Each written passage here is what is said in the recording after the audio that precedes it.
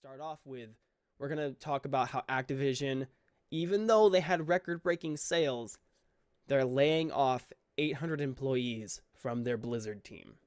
So, in an article from hothardware.com, they go on to state how Activision Blizzard, the people that own Call of Duty, the people that own, well, maybe not Blizzard, but Activision, who own Call of Duty, who own Overwatch, who I guess still own Candy Crush. That's a popular thing. I didn't know that. They announced their revenue from 2018. They announced that they made $7.5 billion in revenue. That's almost $500 million more than they made the previous year in 2017. But for some reason, they still didn't they still didn't reach what they thought their full potential was. And I am just baffled. I don't understand how $500 million isn't enough.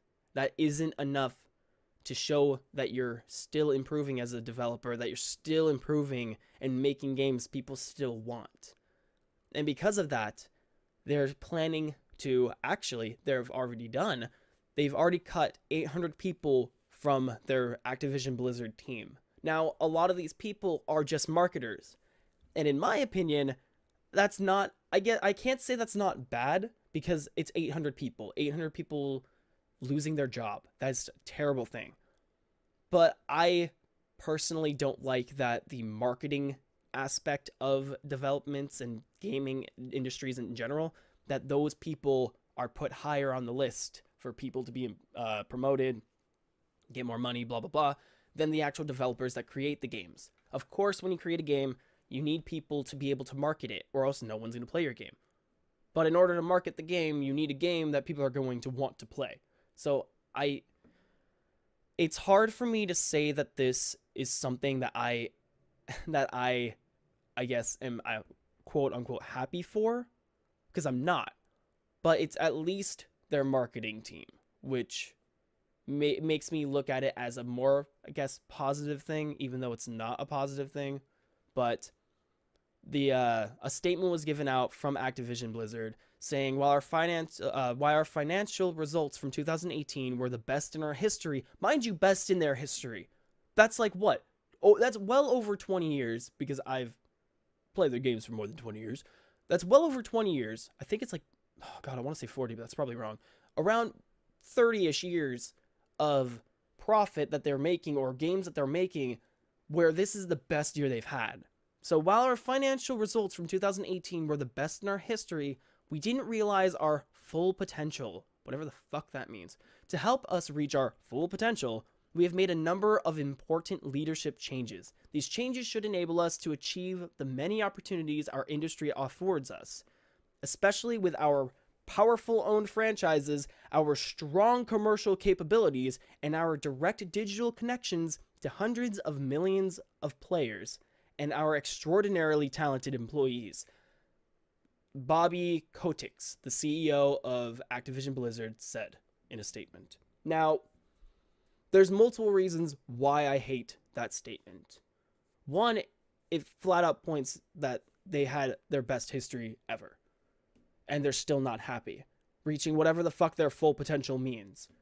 Second main reason why I hate that is because he tries to sugarcoat it a lot, saying his powerful owned franchises and strong commercial capabilities and connections to hundreds of millions of players. Like, dude, yes, you're connected to us. Yes, we play your games. Yes, we enjoy your games. But that doesn't change the fact that you are laying off people when you have record-breaking sales. Like, that doesn't make sense. That's like looking at your kid, if you're a parent, and your kid goes up to you, and they say, look, I got an A on my project. Aren't you proud of me? And you as a parent, you're just like, what the fuck? Why isn't this an A+? Why the hell are you showing me this worthless piece of shit? No, you have more potential than that. Or your kid graduates out of high school and they're like, yeah, look, I'm done. I did high school. And you as a parent, you're just like, why the fuck aren't you out of college yet? Why didn't you complete college yet? Where's your diploma? I don't care about this. You're still at school. You still need to go to school. Like, you be proud of what you've done. You see the improvement that you're doing.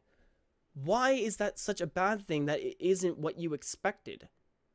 I it's supposed to be something where they're doing it for their investors. The investors see profit as a good thing, and not, I guess maybe they're not happy with it. I don't really know. But it's just a tragedy that 800 people are losing their jobs because of it.